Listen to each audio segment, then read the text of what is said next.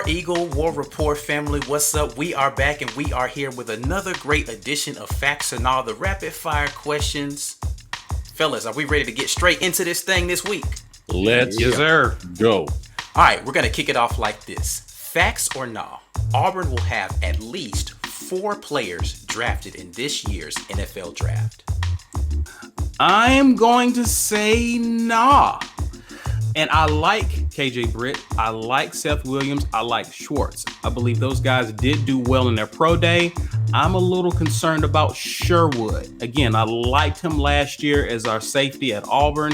I just don't know if he's done enough to impress scouts to actually get drafted. I definitely see him getting picked up at the very least as a free agent and being able to contribute on someone's team. But getting drafted, it's a little dicey. I'm just going to go nah on this one. I say facts. I think KJ Britt is a guaranteed top 3 round draft pick. Senior Bowl, he showed out, showed well, practices, coaches loved him. Schwartz is too fast to pass up. Nobody is going to pass up Schwartz. I think past the first 2 rounds, 3rd round at the absolute latest for Schwartz. Seth Williams is the biggest question mark here to me because even though his ability showed up, so did his inconsistencies. His measurables were great at pro day, but he has some effort questions. And I think more than anything else, NFL scouts don't want to see that be a question mark. But I say somebody takes a gamble on him, really late round, somewhere between 5 and 7, and picks him up. Even though I know some people have some concerns about Sherwood, but listen, I had concerns about Noah being undersized and only playing quarterback for a year, and he got drafted in the 1st round. Sherwood showed well with the time that he spent. I think the trust in the previous coaching staff that NFL scouts have will get Sherwood drafted, and all 4 go. So facts. I'm going facts on this one, but it's going to be close. This is really a question to me about whether anybody wants to take a chance on Jamie and Sherwood. I think that Seth Williams and Schwartz are no-brainers. They both have measurables that make them worth taking a chance on in the draft. As you guys have mentioned, KJ Britt, slam dunk, he's going to be somewhere in the first 4 rounds. Sherwood is the question mark for me, but I think that when people who know what they're doing in terms of talent evaluation take a look at what we have, they're going to see that this cat has a lot of raw talent that can definitely be harnessed in the right system. So I'm going facts on this one. We will very closely have 4 guys drafted in this year's NFL draft. I'm going to go nah on this one. I think 3 is the upper limit of where we're going to be on that one. Which 3? I still think it's going to be the 2 receivers and the linebacker. Sherwood, I think, narrowly gets onto somebody's team as a free agent. I actually think we have the opportunity to have 5 guys make an NFL roster. The forgotten man here. I think Tut actually gets an opportunity as somebody's free agent to make a roster. He might not get drafted, but I do think that he will get a chance I don't know whether or not he makes it out of camp, but I do think he gets a free agent opportunity with some team out there. So I do think we get 5 guys on the roster, 3 drafted and 2 of them in free agency. So I'm going to go nah on the question, but looking forward to big things from those Auburn Tigers in the league. All right, facts or nah?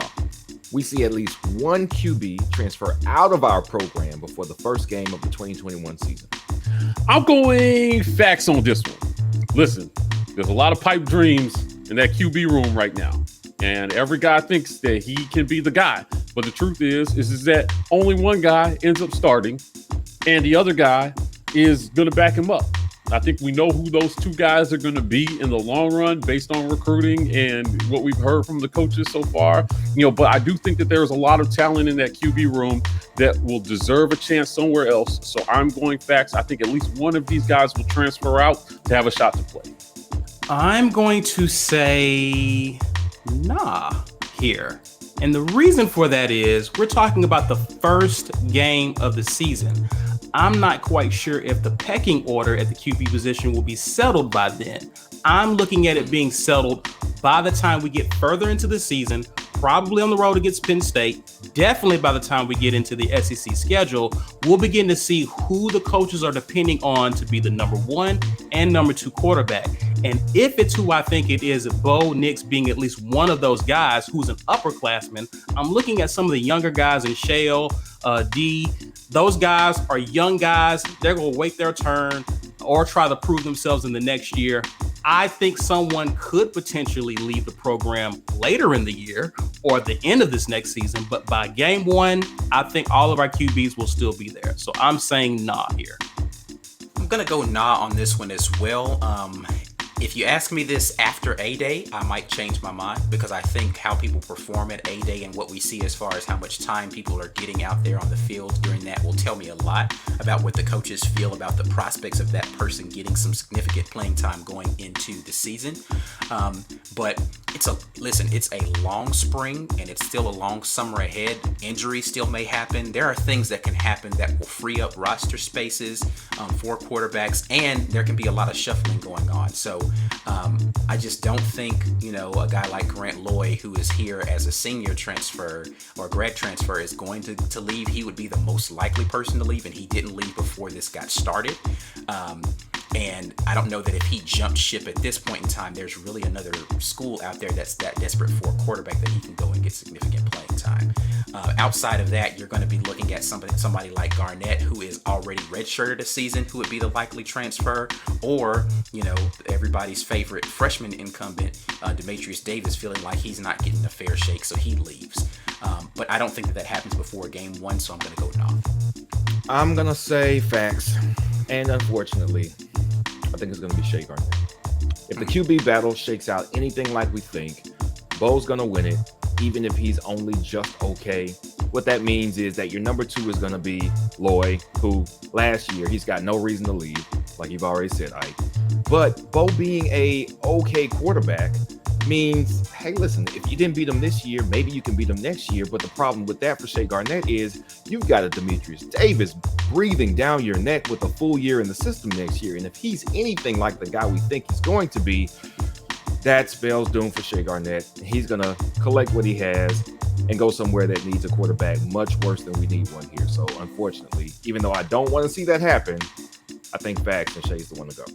Okay, fellas, facts or no, Carlton Davis is the best defensive back from Auburn in the last 20 years.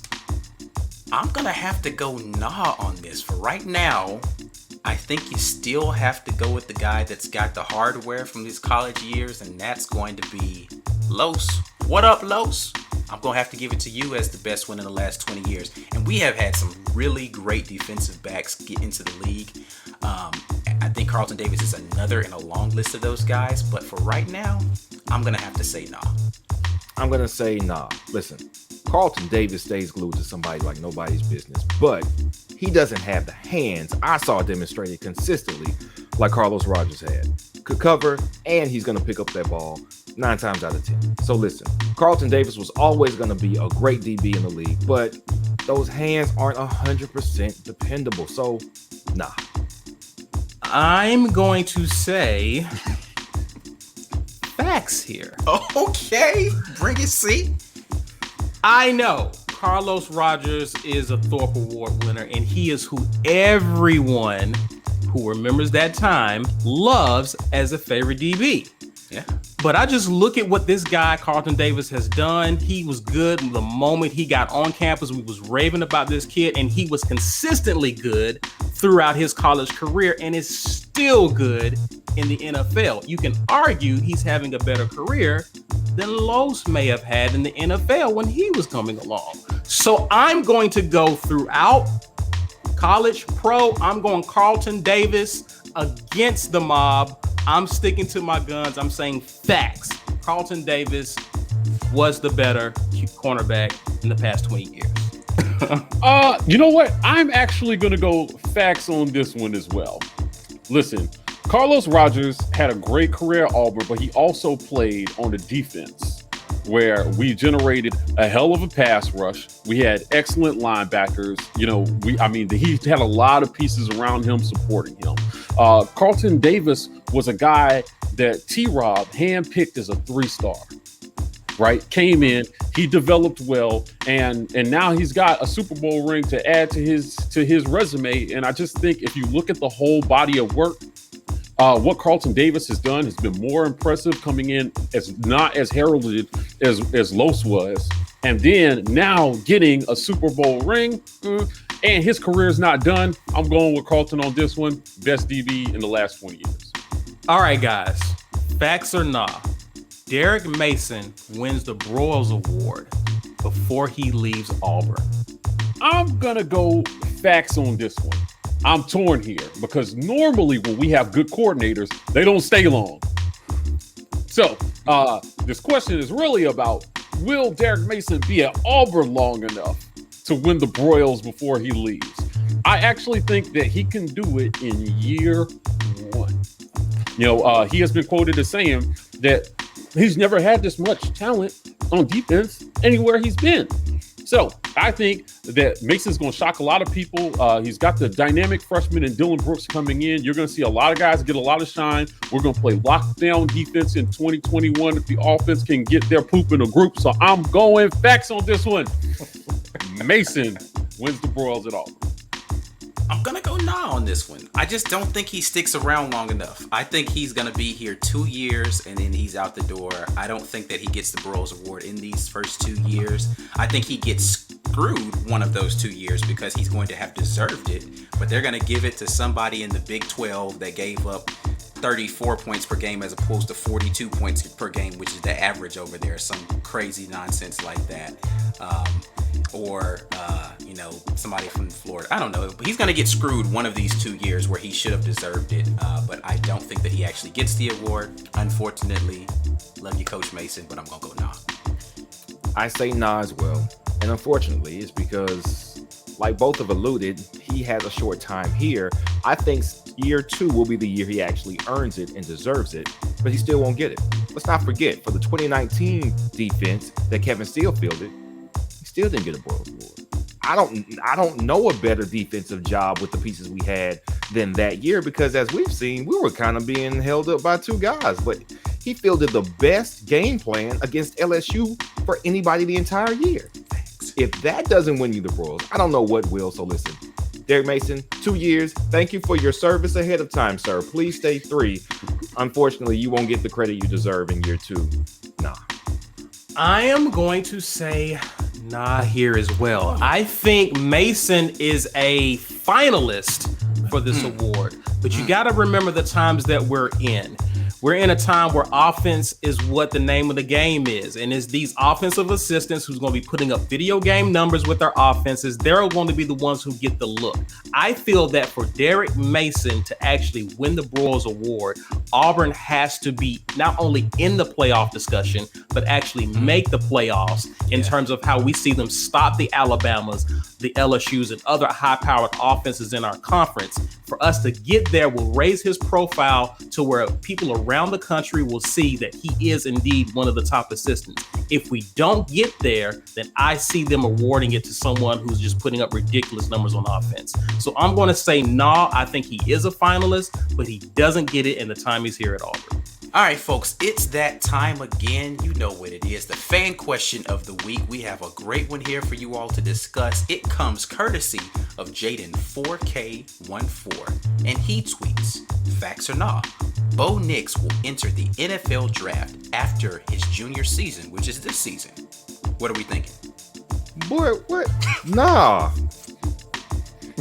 Nah. That's it. Hell no. Listen, will Bo Nix find all 6 Infinity Stones and Thanos snap defenses in 2021? Probably not. Listen, Bo's got a large task in front of him. I hope that he succeeds. I don't think that he's going to be draft worthy after 1 year under Bobo and Harsin. I think that he can make some positive steps in that direction this year, all things considered. But there's a lot that has to go right for him to be in that discussion. I think that he's a guy that will benefit from actually staying 4 years in college. So I'm going to say nah. Bo's either going to be at Auburn or transfer. Either way, he's playing football in college in 2022. Nah. And listen, this is 2021 is the year for Bo Nix to actually get back on people's radar as a quarterback who could play at the next level. This is not the year for him to actually jump to the league. I think he has a lot to prove. He has a lot to do in terms of even showing scouts good positive film on what he could do at the next level. Now, I think he has some coaches who can help him get there, but to me, this is the beginning of what will be a 2-year project for Bo Nix to get to the NFL. So I do not see him declaring after this year, nor should he. I think he owes it to himself, should he win the job in the fall, to actually work on taking the next step to actually be a player at the next level. I'm going to go for the clean sweep here and say, nah, listen, I think that this year is really going to be for Bo Nix a turnaround and hand it to tank year, right? And so even if he puts up solid numbers as far as his completion percentages, even touchdowns and all that sort of thing, it's going to be as a result of him finding ways to manage the game of football better. For his sake and his draft stock, he should come back the next year after having learned this playbook more extensively. They're able to open it up a little bit more, see Kellen Mond at Texas A&M, figuring out how to play the position from the pocket, and then it's going to elevate his ability. Because if you think about Kellen Mond right now, where's his draft stock, right? If Bo Nix is going to be that type of player with a little bit more athleticism, he may have a better prospect of getting drafted. It just would not be this year. For your sake, Bo Nix, I hope you decide to come back for a senior season so that you can elevate yourself a little bit more. Right now, nah. All right, War Report family, that's it for another great edition of Facts or Nah. Hopefully you all have enjoyed it. I am very much looking forward to seeing some of these comments on this Facts or Nah. Make sure you drop that down below. Outside of that, we need to get some more of these fan questions moving. Listen, if you have Twitter, go ahead and hit us up. Hashtag Facts or Nah at the War Report. You can have your fan question aired right here with us. Outside of that, you know what the drill is. On the video, you need to be clicking like and subscribe. So like the video, subscribe to the channel. You can follow us on all social media. We are at the War Report on Facebook, Instagram, Twitter. And then for the TikTok folks, TW Report at TikTok. That's it. We're signing off. As always and forever, War Eagle. War Eagle.